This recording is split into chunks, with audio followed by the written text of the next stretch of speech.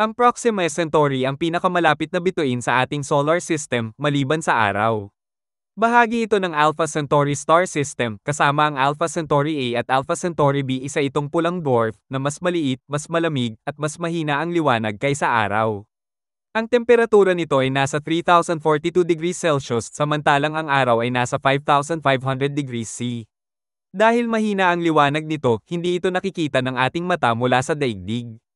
Ang Proxima Centauri ay may planetang tinatawag na Proxima b na nasa tamang distansya mula sa bituin upang posibleng magkaroon ng tubig, kaya maaaring tirahan kung tama ang mga kondisyon. May isa pang posibleng planeta, ang Proxima c, na patuloy pang pinag-aaralan ng mga siyentipiko.